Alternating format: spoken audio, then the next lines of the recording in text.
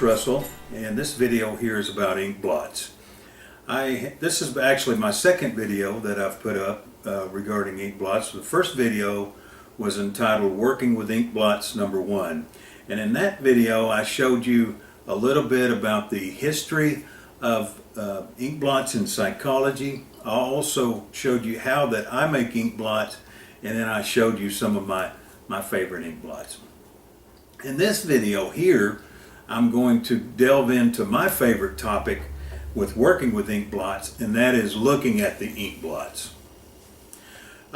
When I look at an Inkblot, I'm always looking for something that looks familiar, something that I recognize.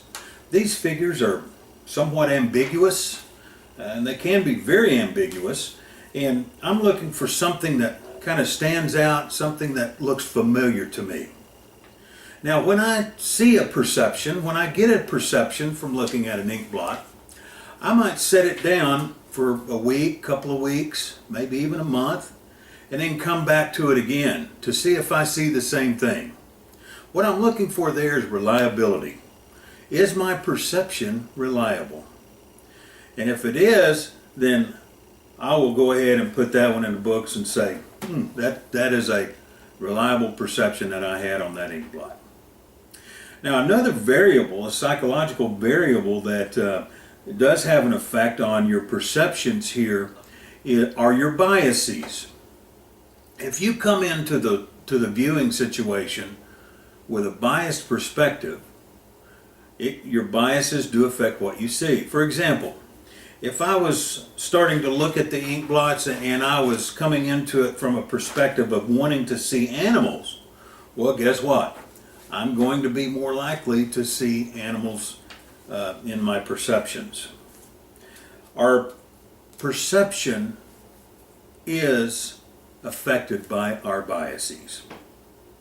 Now, when I first look at an Inkblot, I take what I call the macro view perspective.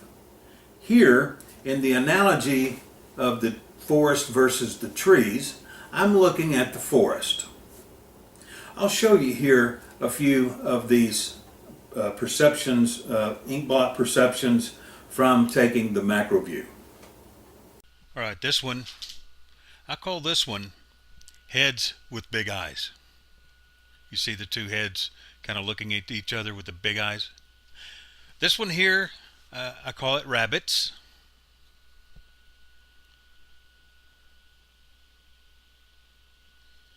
Birds.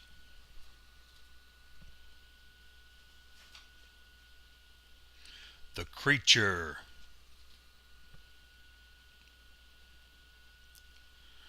Monster face.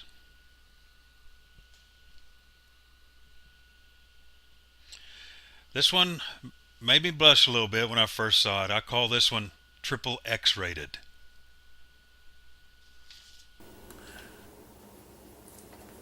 Also, when I'm looking at Inkblots, I will also want to take what I call the micro view.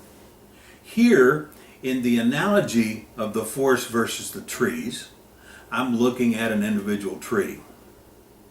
I may actually bring out my magnifying glass and look to see down at the very minute levels, do I see something in the image?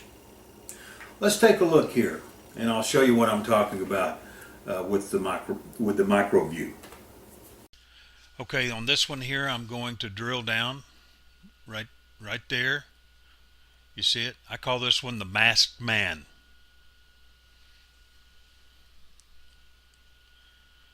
This one here again, I drill down over on the right here. I call this one bubbles.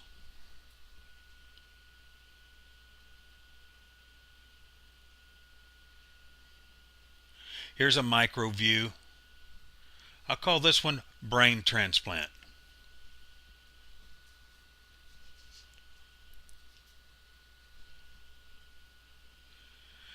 Here's a macro view. This one here looks like a profile. It looks a little bit like Bill Clinton to me, but I don't know why. That's probably just me.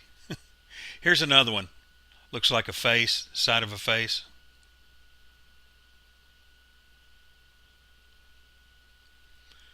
I call this one here, this micro view, Squirrel on a Limb.